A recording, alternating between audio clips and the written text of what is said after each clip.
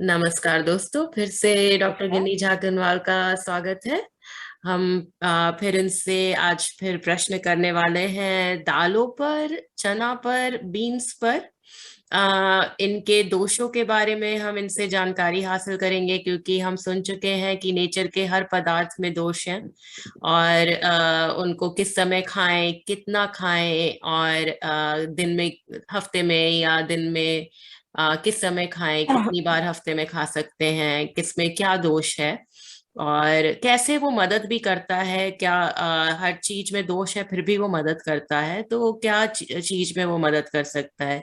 तो हम डॉक्टर गिन्नी झाकनवाल से इन दालों के बारे में बात करेंगे। एक तो है मूंग दाल, दूसरी है अरहर की दाल, तीसरी है मसूर दाल, फिर हम छोले, काला चना, उड़द दाल, और किडनी बीन्स, जिसे हम राजमा कहते हैं, सोया बीन्स, और फिर मोठ दाल और चना दाल। ये इनके बारे में हम इनसे जानकारी हासिल करेंगे कि इनके क्या दोष हैं, कितना खाएं और कैसे खाएं और कब खाएं। बहुत सुंदर गौरी, आपने बहुत ही सुंदर प्रश्न रखा है आज। जो हमारे भोजन में जिनका बहुत महत्व है, रोजमर्रा की जिंदगी में हमें इनको नित्य प्रति इसका सेवन करना है। और जो चीजें हम रोज सेवन करते हैं उनको हम कैसे खाएं, उनके क्या गुण होते हैं, ये जानना बहुत आवश्यक है। तो सबसे पहले हम लेते हैं मूंग दाल। मूंग दाल हमारे आयुर्वेद के अनुसार से सबसे उत्तम दाल मानी गई है। इसमें बहुत गुण है। ये बहुत सुपाच्य होती है, बहुत हल्की होती है। इसमें काफी अच्छा प्रोटीन पाया जाता है। इसमें विटामिन बी पाए जाते हैं, मैग्नीज पाया जाता है, कॉपर पाया जाता है। अगर आप मॉडर्न देखें साइड से, तो इसमें बहुमूल्य चीजें हैं जो इसके अंदर प्राप्त हैं हम लोगों को। और हम अगर इसका नित्य सेवन करें तो सोचिए हमारे शरीर में कितना अच्छा फायदा हो सकता है। सबसे बड़ी चीज है कि इसके गुण क्या है। मूंग दाल ऐसा क्या है कि इसमें कौन से गुण है कि हमें बहुत लाभ देती है। मूंग दाल के गुण हमारे ऋषि चरक ऋषि ने बताया है आयुर्वेद में, कि मूंग दाल कसाय होती है, मतलब कसैली। गुण में, रस में वो कषाय है, मीठा है, मधुर भी है, रुक्ष है, शीतवीर्य है, और विपाक में कटु है। विपाक, जब बहुत सारे प्रोसेस होते हैं आयुर्वेद में, तो विपाक में कटु होता है, हल्का विशद होता है, और कफ पित्त का शमन करने वाला होता है, वायु को भी बढ़ने नहीं देता, इसलिए त्रिदोष नाशक है ये। तो ये बड़ी बहुत ही अच्छी दाल ये है। दालों में विपाक सब, का क्या मतलब हुआ? ये जब पाचन की क्रिया होती है, आयुर्वेद का एक सिद्धांत है, इसमें हम बहुत अंदर तक हमारा विषय थोड़ा बदल जाएगा। तो विपाक जो ये होता है, जब हमारा भोजन पचता है तो वो बढ़ता है। तो जैसे आप आंवला खाते हैं, लेकिन विपाक में वो मीठा होता है। जब लास्ट का प्रोडक्ट देखेंगे तो देखेगा कि ये तो मीठा मीठा लगता है, खाया तो कसला था लेकिन लग रहा है मीठा बाद में, ऐसा क्या है? तो वो विपाक होता है, समझने की भाषा में। तो बड़ी वो चीज है डाइजेशन से रिलेटेड है? हाँ, हाँ, पाचन की क्रिया से रिलेटेड है। दूसरा है कि मूंग दाल हमारे आहार में जितना उत्तम है, उतना ही उत्तम हमारे सौंदर्य के लिए भी है। सौंदर्य के चेहरे को और शरीर को और स्किन को अच्छा रखना है, तो इसके पाउडर का लेप बना करके हम इसको शरीर पर लेप कर सकते हैं, लगा सकते हैं, और इसका उपयोग कर सकते हैं पेस्ट बना के। पेस्ट बना करके हम अपने शरीर में लगा सकते हैं, जैसे कि चने का बेसन हम यूज करते हैं, उसी तरह मूंग दाल का भी हम उपयोग करते हैं।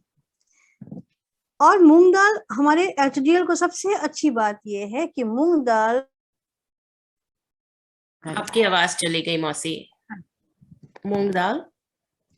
मूंग दाल हमारे आपकी आवाज कट गई बिल्कुल। और एचडीएल जो गुड कोलेस्ट्रॉल है वो उसको बढ़ाता है। ये मूंग दाल का सबसे बड़ा फायदा है। तो नित्य अपने आहार में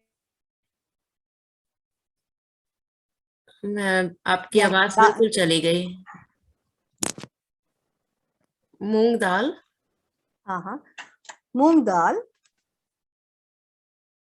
के आहार में जरूर उपयोग करना चाहिए किसी न किसी रूप में, या दाल के रूप में हो, या खिचड़ी के रूप में हो, या चीला के रूप में हो।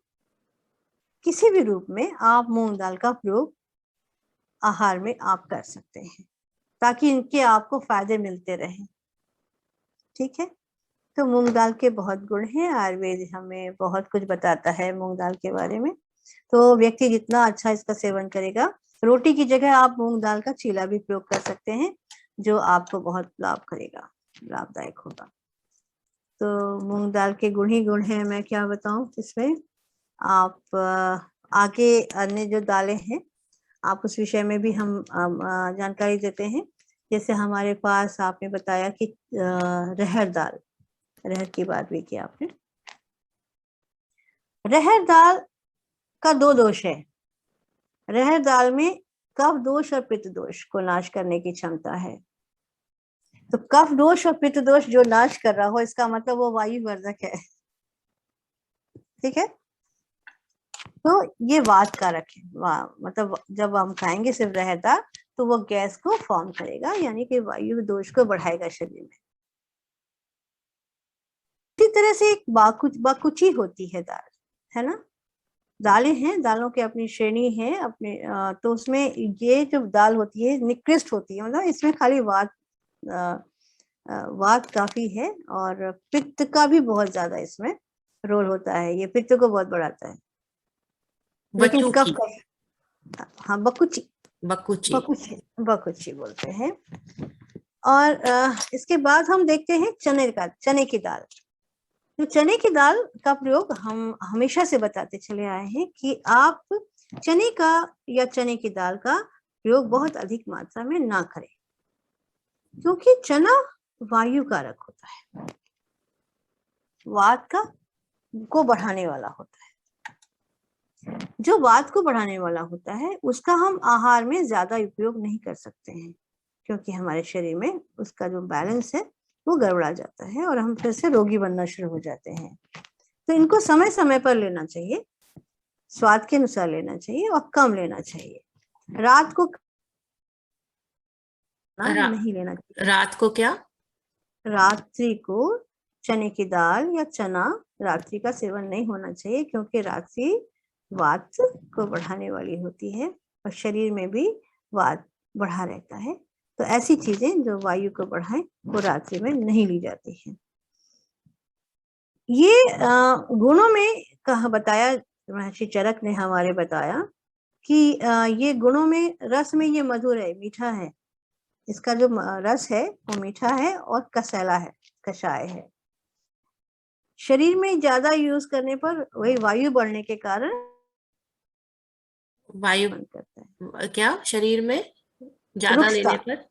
ज्यादा लेने पर ड्राइनेस आती है। अच्छा। ठीक है, वायु बढ़ेगा तो स्वाभाविक रूप है ना कि वो ड्राइनेस लाएगा। और शरीर सबसे अच्छा है कि ये पित्त और कफ जन्य जो रोग होते हैं, उनमें ये फायदा करता है, क्योंकि ये कफ को काटता है। वात वर्धक है ना, तो वो कफ को काटता है। स्वादु होता है, स्वाद में अच्छा होता है, और हमारे लिए शरीर पर लेप करने का बड़ा अच्छा काम करता है। ये साबुन का प्रयोग ना करके, अगर प्राकृतिक रूप से रहना इंसान चाहे, तो साबुन का प्रयोग ना करके आप बेसन का प्रयोग संपूर्ण शरीर में, पूरे शरीर में आप इसका यूज कर सकते हैं।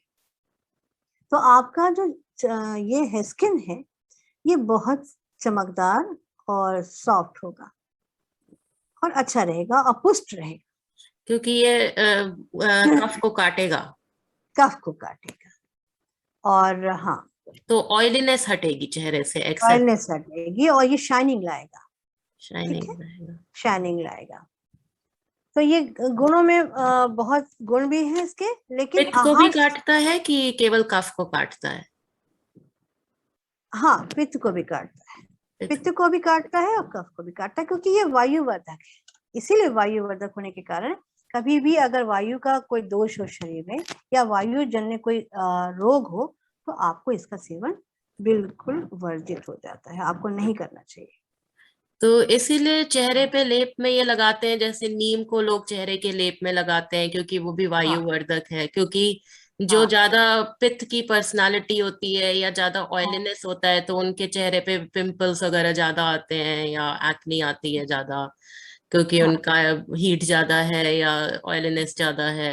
तो उसको काटने के लिए हम नीम, वायु, क्योंकि वो वायु को वो और करे। तो हाँ, वैसे ही एक चना, और बड़ी सी बात मैं बेसन। बताती हूँ कि चूंकि ये वायुवर्धक होता है, तो हमारा स्किन में इसका प्रयोग करने पर अ, हमारे जो पोर्स होते हैं स्किन के, वो खुले रहते हैं।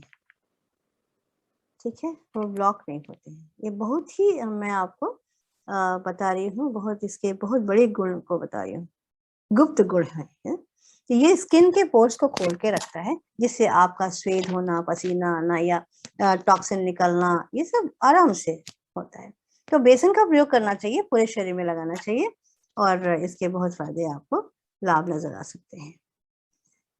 उसके बाद मसूर है। आपकी आवाज चली गई मौसी। मसूर? मसूर की दाल फिर से वायु, हाँ, हेलो, हाँ, बोलिए मसूर की। हाँ, मसूर की दाल कहते हैं कि पेट के लिए अच्छी होती है, और हल्की होती है। बहुत हल्की तो नहीं होती है, लेकिन मूंग से थोड़ा भारी होती है, और खासकर कफवर्धक होती है। इसीलिए कफवर्धक होने के कारण ये मैं बहुत ही आपको इम्पोर्टेंट बात बताने जा रही हूँ कि जो प्रसूता होती हैं, जो जिनको डिलीवरी होती है औरतों को, तो डिलीवरी में वायु अचानक बढ़ जाता है। एक कोष्ठ होता है, गर्भाशय होता है जो खाली हो जाता है। गर्भाशय का खाली होना यानी वहां वायु का संग्रहित होना, यानी कि वहां वायु भर जाता है, और शरीर में किसी न किसी रूप से वायु की वृद्धि हो जाती है। उसी का शमन उस समय मसूर की दाल को बहुत यूज कराया जाता है, जिससे उनको बहुत लाभ होता है। ठीक है, तो प्रसूताओं को, जो स्त्रियां बच्चे को जन्म देती हैं, उसके बाद मसूर दाल ज्यादा से ज्यादा सेवन करती हैं। मटर की दाल अगर